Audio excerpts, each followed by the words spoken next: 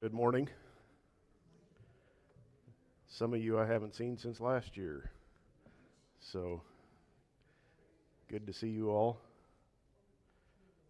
I've got a little bit of a getting over a little bit of a sore throat, so apologies for the unusual voice. Amy told me to grab some hot water, so I did. It has been strained through some ground beans, but it works. We're in Judges chapter 4 today. This is in the middle of the Deborah and Barak narrative. Chapter 4 goes through narrative of the events, and chapter 5 will be a song, poem, whatever you want to call it, which actually gives us information that the narrative portion doesn't. Last time we were together, we covered the first 10 verses of Judges 4. Deborah, a prophetess, called Barak to be the deliverer of Israel. From two guys are named. One is Jabin, the king of Hatzor. Hatzor is located clear in the north. It was the largest city in the land. It had been conquered and actually burned by Joshua a couple of centuries earlier. Now has been rebuilt to some extent, and Jabin is the king. May have been a dynastic name passed down from one to the next. And he has a commander named Sisera, and Sisera lives at a place called Harosheth Hagoyim, Harosheth of the nations or of the Gentiles. And the text told us that he had 900 iron chariots, formidable force at that time. And God had directed Barak to gather the tribes of Zebulun and Naphtali, 10,000 men, to Mount Tabor. And that's essentially where we left off. So Deborah went up with him is the end of verse 10. So Judges 4, jumping in verse 11, we have kind of a side note that will provide background for events that happen at the end of the chapter. Now Heber, the Kenite, had separated himself from presumably the rest of the Kenites, from the sons of Hobab, the father-in-law of Moses, and he had pitched his tent as far away as the oak of Zaananim, which is near Kadesh. And of course, it's Heber's wife that's going to become the heroine of this story. So they're giving us just a little description about what's happening there. This is an interesting time in Israelite history. The Israelites have been in the land now for a couple of centuries, and you would think they would all live in cities, villages, houses, and they don't. And this verse is a classic example. He moved his tent from the regular Kenite area to up near Kadesh. So there are clearly some Israelites still living the pastoral life, living in a tent. And in case that sounds incredible to you, there are still Bedouin living in the land of Israel today that live in tents very similar to this. And this is the 21st century. So it's no surprise at all that back in the 13th century BC, we had the same thing.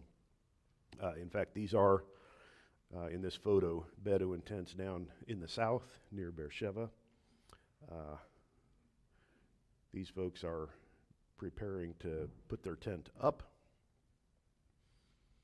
And here's a early 1900s photo of a whole spread of tents. We don't have tents from the 13th century BC. You can't excavate things like that. But they were probably quite similar to this. And I would just ask you while we're here, later on, Jael, is going to use a tent peg to kill Sisera, right? You all know the story. I'm not giving away the end. You can see the ropes that hold this tent up, and I think it helps you to imagine or picture the kind of tent peg that would have been used. Today we sometimes put up a little pup tent or something small, and we can use, just little metal stakes that are like this long. They didn't have iron, and not for use with that kind of thing. And you can see how large of a tent this is. Would have taken a fairly substantial stake to drive into the ground. So you can see that kind of illustrated here. So these are good-sized tent pegs. That's just in passing, though. We're not actually to that place yet. Heber is a Kenite. It's interesting that Moses' father-in-law here is called Hobab. If you go back to Exodus, he's called Jethro there. And commentators that I read think he probably just had two names. That's not uncommon. If you were a doubter, I could take you to dozens of examples of that kind of thing in the Old Testament, where people have multiple names, and they think that's probably what's going on here. Most of the Kenites, so it says here that he separated himself from them. Most of the Kenites lived way down in the south. The Negev, that region is called, around Beersheba. We run into them a couple of times during the reigns of Saul and David down in that area as a clan, and they're on friendly terms with the Israelites. Before Saul goes in and he's told to wipe out the Amalekites. You know the story. He saves the king and obviously lets some others go. Before he goes in to do that, he alerts the Kenites who are living with them and says, "We're coming in, you guys need to get out." And so they're on friendly terms. Same thing in the time of David. But this one moved far to the north. I guess I didn't give you an entire map of Israel. I'll help you can picture some of this. So we're up by the Sea of Galilee. Kadesh Naphtali, where Barak is from, is right here on the southwestern side of the Sea of Galilee. And we think the Oak of Zaananim is down in this area. It is mentioned in Joshua being on the border of Naphtali and Issachar. So this is right in the area where that would have been. It doesn't sound like it's a town or a village. It sounds like it's either a specific tree or an oak forest right in this area that everybody at the time knew. Kind of like it used to be. You could speak of the pines along the Nahaka Road until about 10 years ago, and they all died, and they're no longer a landmark. But that's where he ended up. The text doesn't tell us why he moved up there, simply that he did. And it provides the background, like I said, for why he and his wife are up here. So, that was verse 11. Let's move on to verse 12. Then they, whoever that is, informers, told Sisera that Barak the son of Abinoam had gone up to Mount Tabor. And Sisera called together all his chariots, 900 iron chariots, and all the people who were with him from Harosheth Hagoyim to the river Kishon. And I think to there is not measuring a space, but it's describing their movement. He called them together, and they went to that place. From Mount Tabor, you can kind of see, so this is the hill of Moreh. Here's Mount Tabor, and Barak and Deborah with their 10,000 come from Kadesh. So over the horizon here is the Sea of Galilee. So we're looking east and a little bit to the north. And of course, the Oak of Zaananim is down in there too. But this is where the battlefield will be, kind of between Mount Tabor and the Hill of Moreh. Let me show you a map. That might be more useful. So here's Mount Tabor. Here's the Hill of Moreh. Here is Kadesh and the Oak of Zaananim. And down here is El Ahwat, which I'm pretty convinced is Harosheth Hagoyim. It's in the hills overlooking the Sharon Plain. It's next to a road, a route, a pass. There are only 3 of these that go through the Carmel mountain range. This one comes out at Megiddo. There's another one down here at Ibleam, and there's one up here at Yokneam. So these 3 passes through the mountains there, and El Ahwat sits on one of those. So he gathered himself and other Canaanites in this area. You can also see here the route of the Kishon River. By the time you get in this area, it has split. If you got good eyes, you can maybe see there's a branch that goes up this direction. But ultimately, it runs all the way up here. This is not a huge river.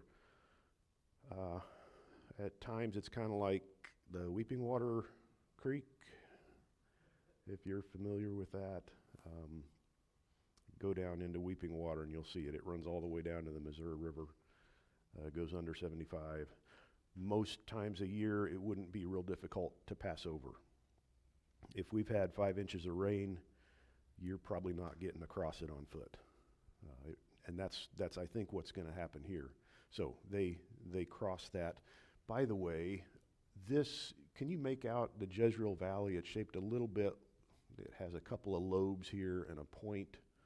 And then there's a shaft, almost like an arrowhead, a shaft down here, the Harod Valley, that goes down toward Beit Shan. Most of this was swampy up until the early 20th century, late 19th century, when Jewish settlers began to drain it. And today it's probably the best farmland in the land of Israel. But at this time, it was swampy. And so, of course, in the summer, if it kind of dries out, you're good. But it wouldn't take a ton of rain to make it, large tracts of it, impassable. And so back to our photo. Sisera and his chariot force come up there to meet them. By the time they've traveled far enough that they get to this place, they've already crossed the Kishon River. And so they prepare themselves for battle.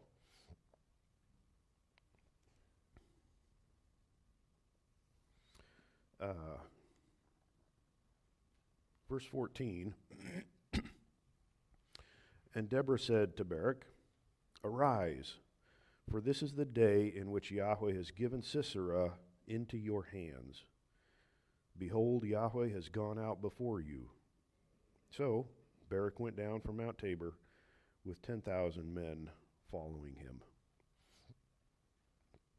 This is the final reference to Deborah in the narrative here, and it's an important one. How does Barak know what to do and when to do it? She provides that direction, speaking from God. Now's the time.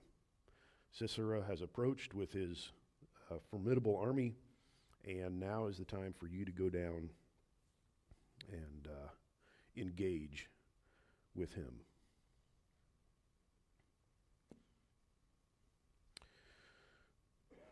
Verse 15, and Yahweh routed Sisera and all his chariots and all his army with the edge of the sword.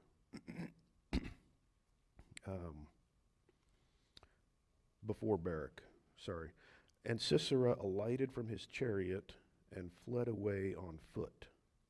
But Barak pursued the chariots and the army as far as Harosheth Hagoyim.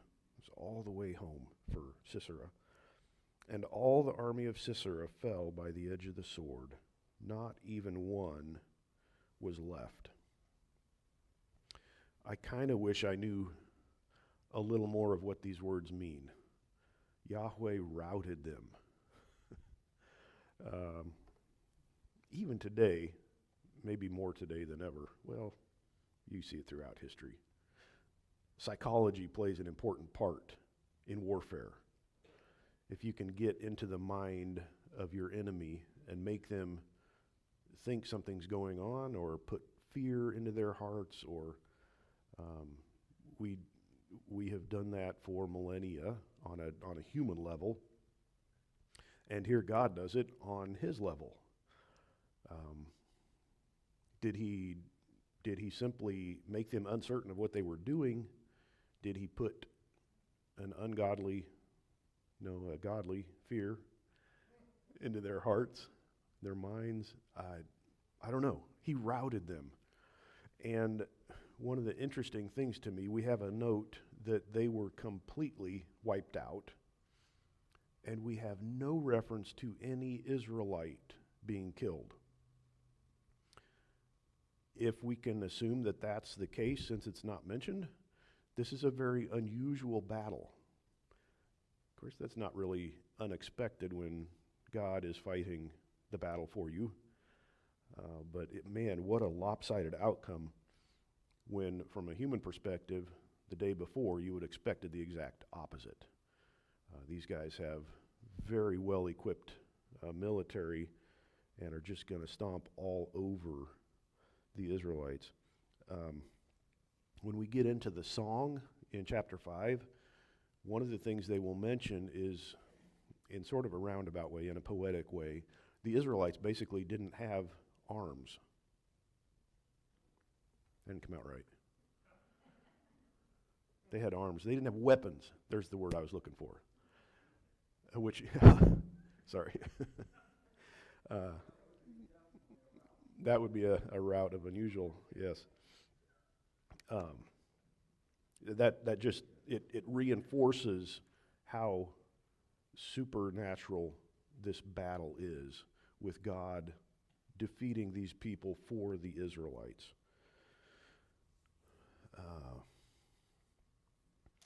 Also in chapter 5, and specifically verses 20 and 21, we'll get a note that the Kishon River swept away Sisera and his army,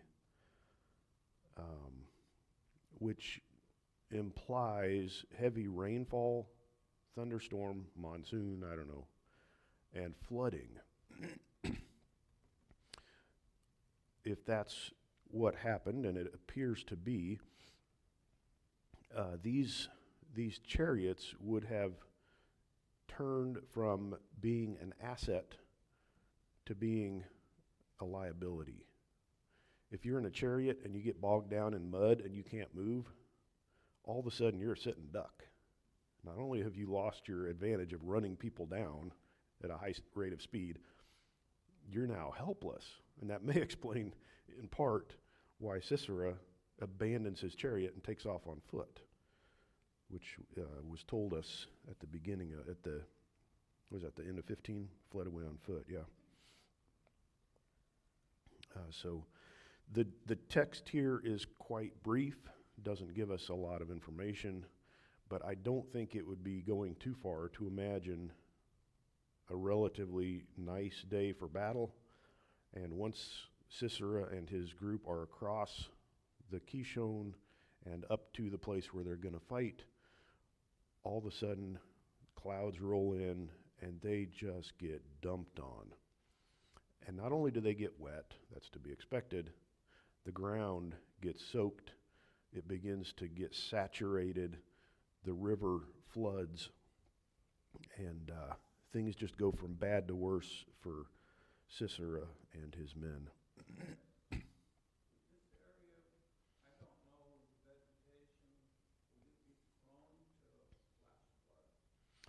Yeah, if you get enough rain. Even around here, we have flash floods when we get enough rain, and on occasion that happens. In this case, I wouldn't consider it a typical natural type of thing, But yeah, if you got a 5-6 inch rain, it's definitely going to flood.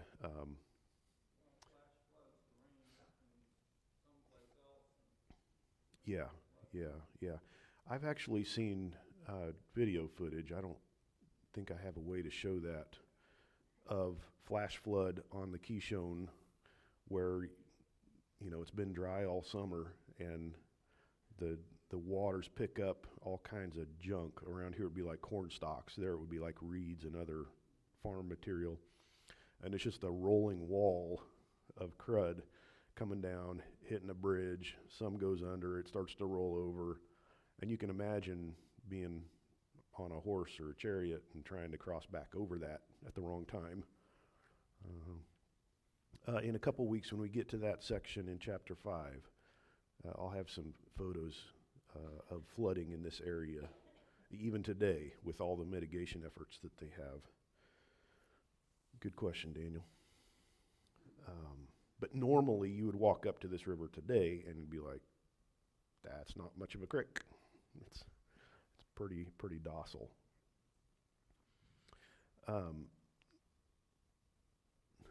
So, a couple of other aerial photos here. The Israelites begin to chase them back in the direction from which they came. This is on Mount Carmel, clear at the point. If the Jezreel Valley is an arrow, this is out at the tip. There's a Tel Cassis out there too. So we're on the Mount Carmel range, looking back toward. You can see Mount Tabor way in the distance there. You can see the route of the Kishon River, and they're chasing them back across there. And the Israelites chased them as far as Harosheth Hagoyim. They would have passed.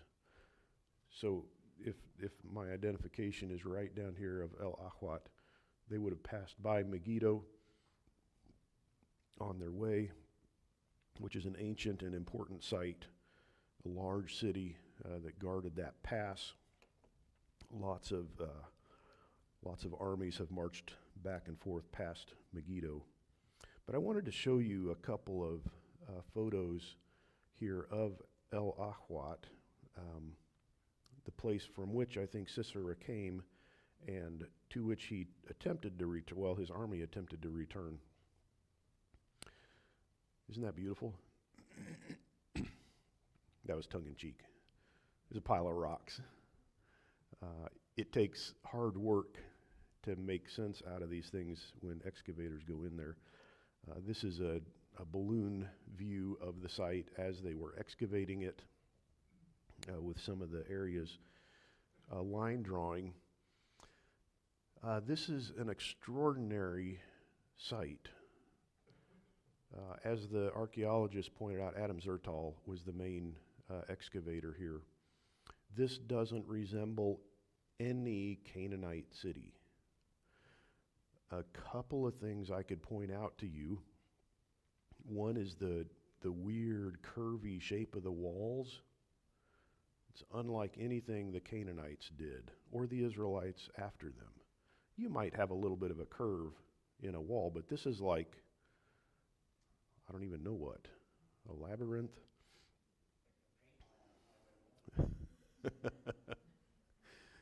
I'll pass that one by. There's a governor's residence here. They say that because of the very large size of this building. This building they have drawn as a complete 3D rendering. Most of these they just show you the foundation so you can see the size. There's this very strange structure here, which was quite large.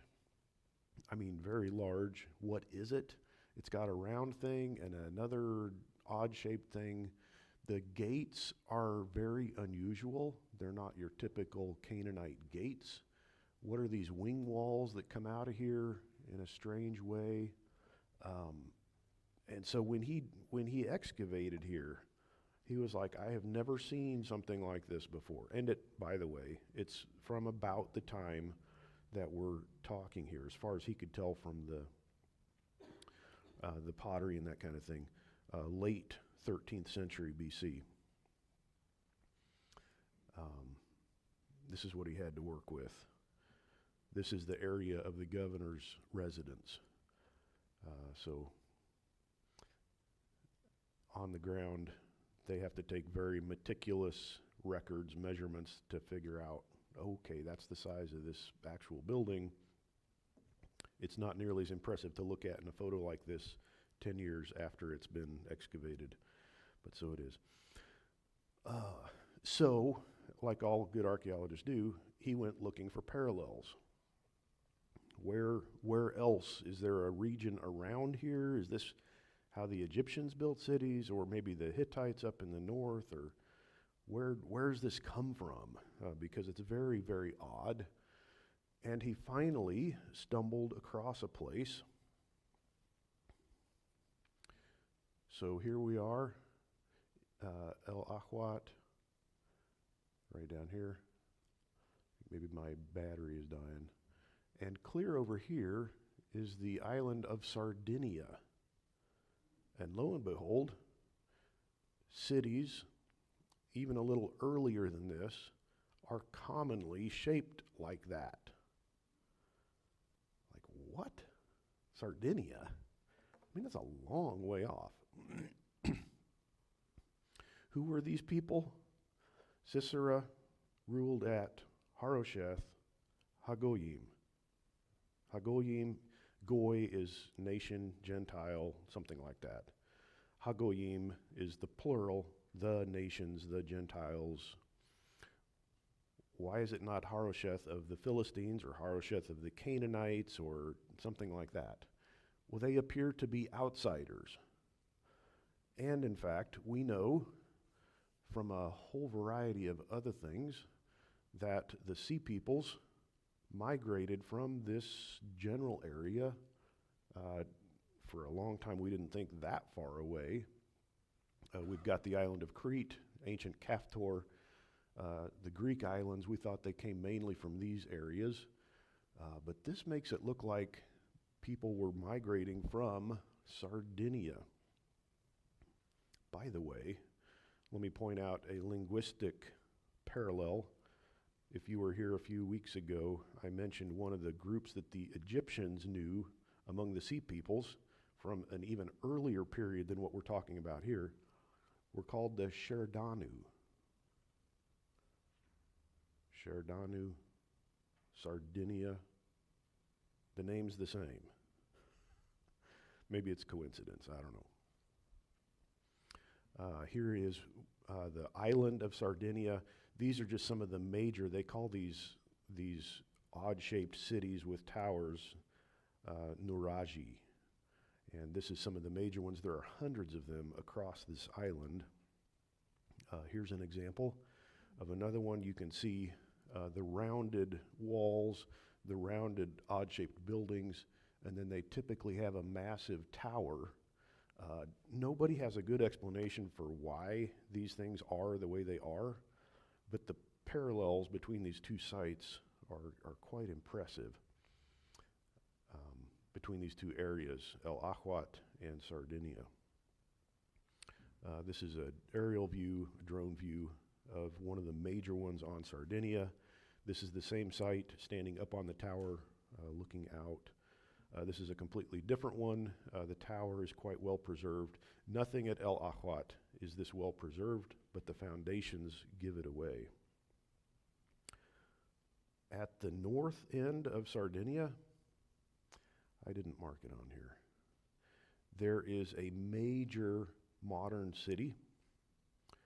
Do you know what the name of it might be? No, that was a rhetorical question. It's better than that. Sasari. Who's Barak fighting against? Sisera. It's probably coincidence. I don't know. I was impressed by that. So there are some fascinating connections between these that may indicate this Sisera was the spawn of people who ultimately go back, you like that word? ultimately go back to the island of Sardinia. The architecture makes it look that way. By the way, they also found, I think I showed you that last week, a linchpin from a chariot wheel here at El Ahwat. And it's from the right time period, the time of Deborah and Barak. Give or take a decade or two.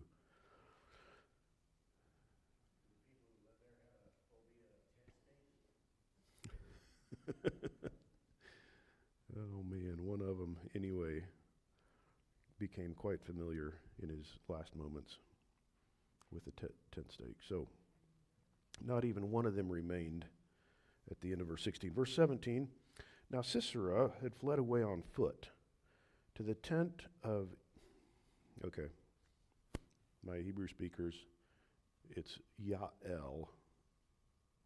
If you don't like to say Yael, you can say like jail or Jael or something.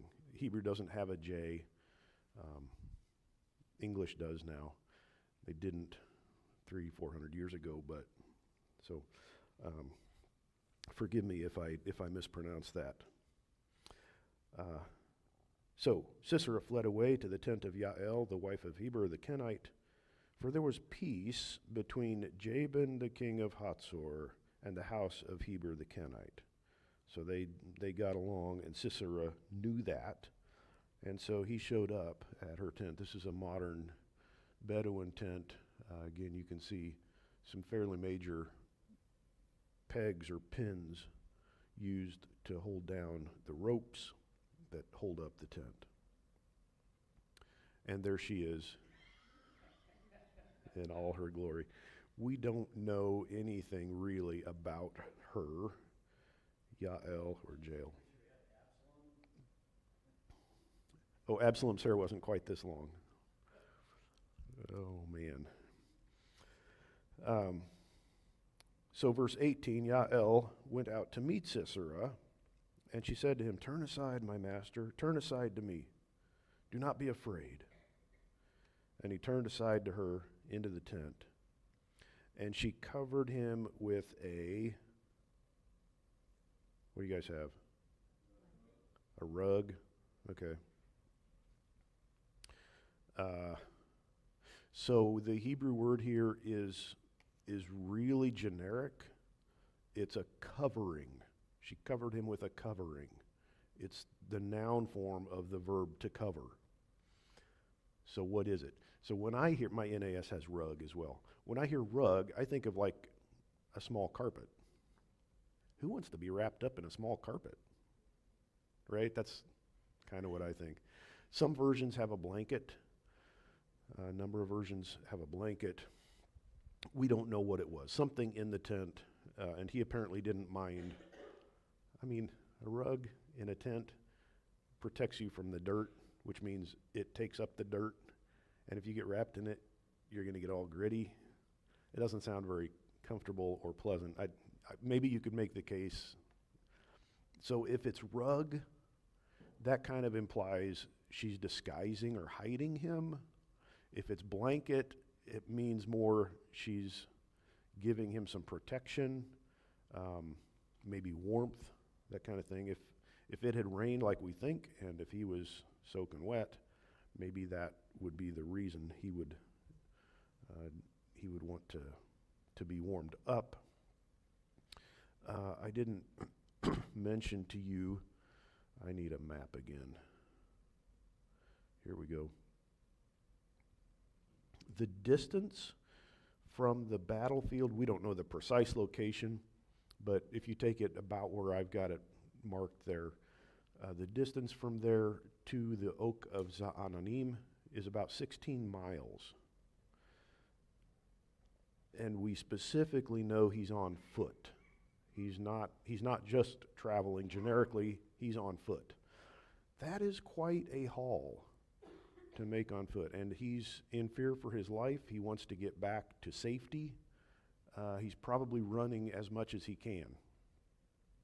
He's probably got sore feet by this point and is absolutely beat, which will tie into the story here. They have a little give and take.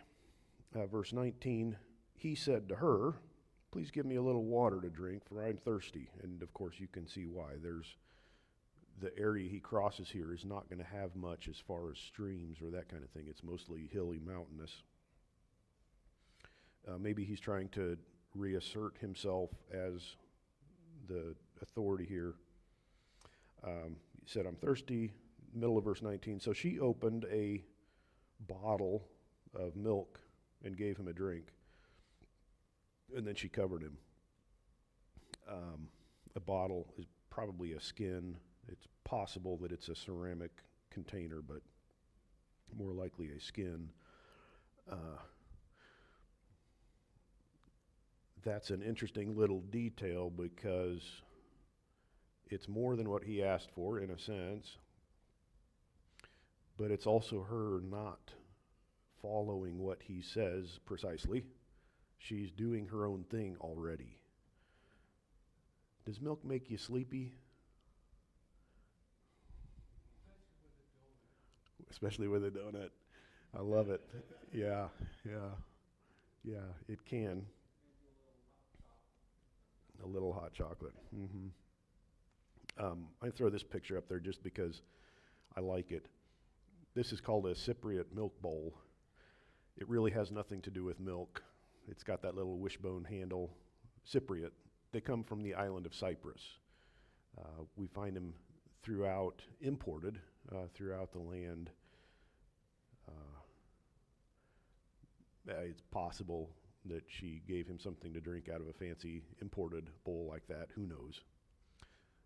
By the way, in this photo, behind the Cypriot milk bowl is a funny shaped jug that they refer to as a bilbil, because if you put water in it as you pour it out, it makes that sound. Now, I would say glug, glug, glug, but you could also say bill, bill, bill.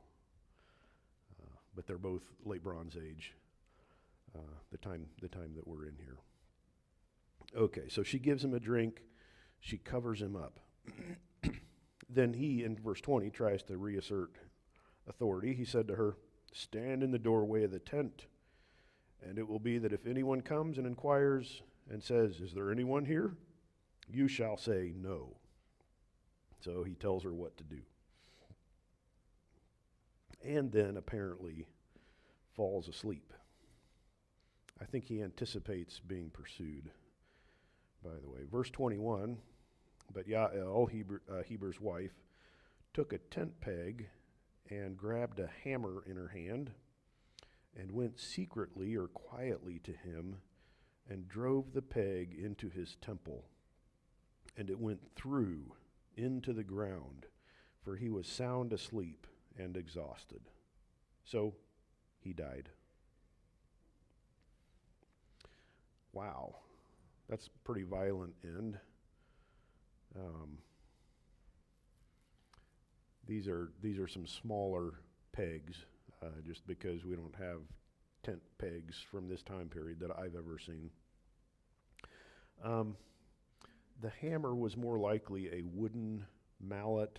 That's what we find from this time period. These are modern metal ones. If she had something like this, there would be no need for the peg.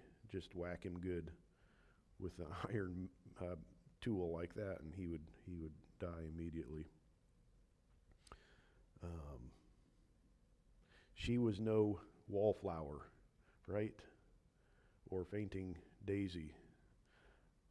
I wonder how many of us would even have the ability to do something like what she did. I'm not sure that I would. Yeah. And it would be important that the first strike not miss the peg. This is a kind of a one-time shot. Do not be afraid. Yeah, she leads him on.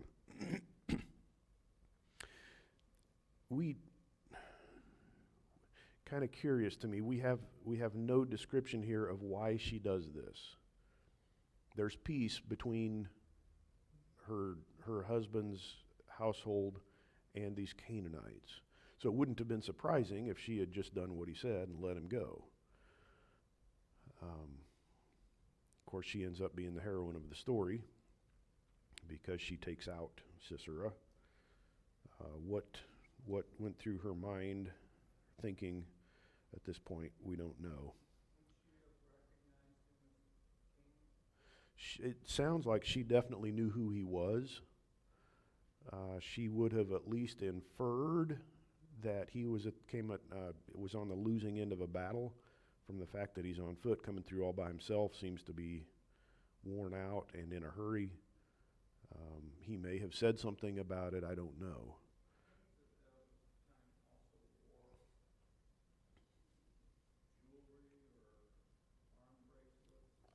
Uh-huh. Yeah. Yeah, and he probably had unusual clothing as the leader there of the army of Jabin. Mm-hmm.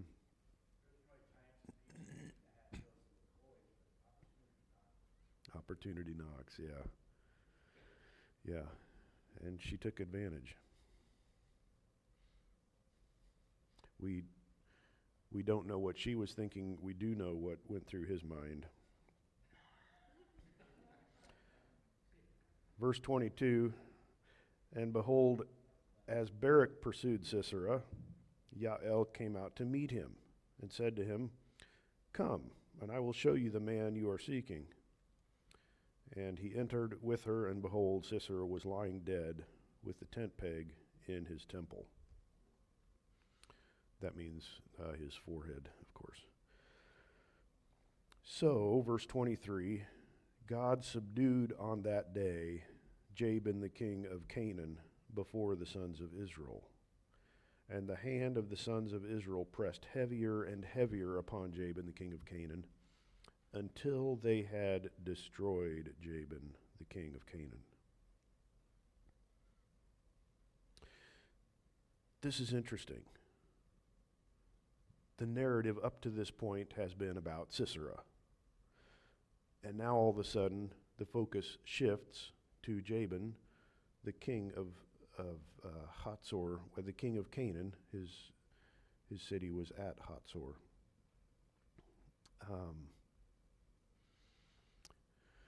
If you go there today, there is this roofed structure over a very large Canaanite palace. It's the last Canaanite palace on this hilltop,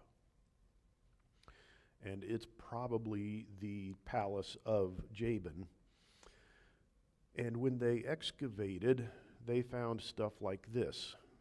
This was a large basalt orthostat stone used inside the building as part of the superstructure, and you can tell it's all fractured, right? Do you know what that came from? Why is it fractured? No. I heard it. Burnt. Yeah. In fact, a very hot fire. Perhaps stored olive oil in this room that lit when the palace was burned. Just an extraordinarily hot fire that fractured the stones in here. In fact, here we have mud brick inside this same building, and this mud brick got so hot that they're clinkers, and some of them even kind of folded, bent. They got that hot. So somebody burned this palace. Who was it? Mm-hmm. Yeah. There would have been actually wood structure in there initially, and of course it got burnt out. And so when they excavated it, they replaced it to hold up the stuff that was still there. Yeah. They would often interlace wood with mud brick or stone. It helped give it a little bit of flex, so like in an earthquake, it wouldn't just shatter, but it would hold together a little better. Mhm. Well, I'll answer my own question. It's the Israelites. And in fact, this is the last Canaanite level, and after this, it's Israelite. It was poor Israelite. It wasn't like a magnificent city. Squatters would probably be an appropriate term, Israelite squatters that came up here. And one of the things that we find archaeologically is that they dug little pits in the ground to store their grain. And you don't just want to put your grain in a dirt pit, you line it with stone and then put your wheat in there and cover it up. That keeps most of the rodents from getting into it. And so we find these silos or pits all across the level after the Canaanites here. So the biblical description here is kind of vague. They pressed continually harder and harder against Jabin until he was subdued, and eventually until they had destroyed him. In the archaeological side of things, we actually see there is a destruction here that dates to the time of Deborah and Barak. Okay. Did I miss anything? I don't think so.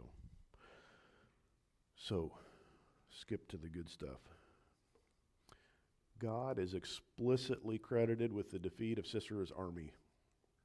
We have a couple of statements there. 4:15, God confused Sisera, and 4:23, God subdued Jabin.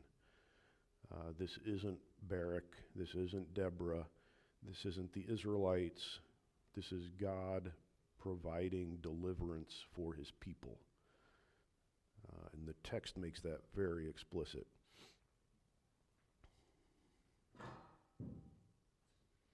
Second point, Deborah, Barak, and the Israelites were expected to do what God directed them to do. At the same time, the outcome of the battle was not their doing.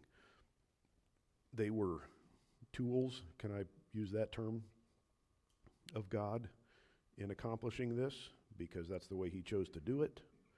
He could have just made them all turn into dust. He didn't do that. He wanted to use the Israelites in their weakness, and also, I think, allow them to see what he was doing firsthand. I mean, imagine going into battle essentially unarmed, maybe a stick or a stone, and these guys who are so well armed just flee before you. You get an impression in your head of what's going on, and you probably don't consider yourself the hero. And with all of these Israelites in this situation, they have witnessed God's deliverance. John?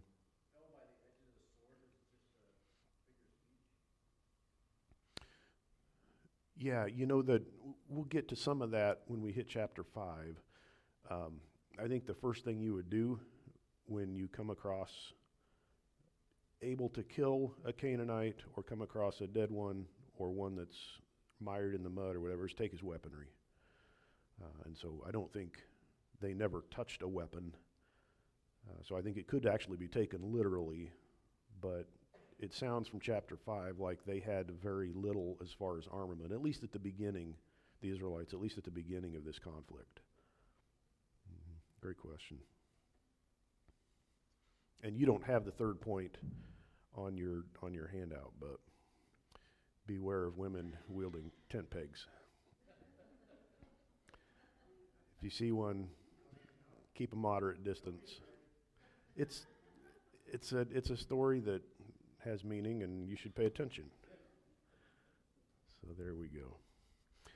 Any other questions, comments? If not, next week, you'll keep that between us.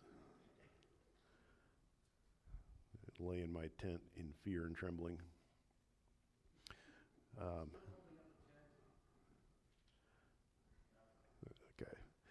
Okay. Next time we'll look at chapter 5. I think I'm actually going to split it into two parts because there's a lot of information in chapter 5.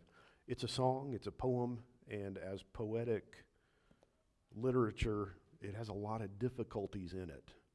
And if you begin comparing English versions, you'll see a lot of variation, and that's why. It's uncommon language and verbiage, and it's at the same time, it's fascinating stuff.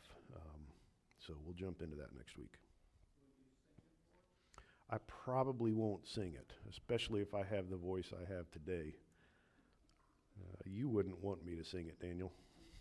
Trust me. However, if you'd like to come up and sing or interpretive dance or something, we can talk. No, we're not going to vote. It's going to be a fiat decision.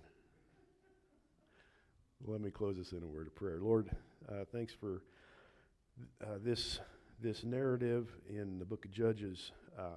We see you working.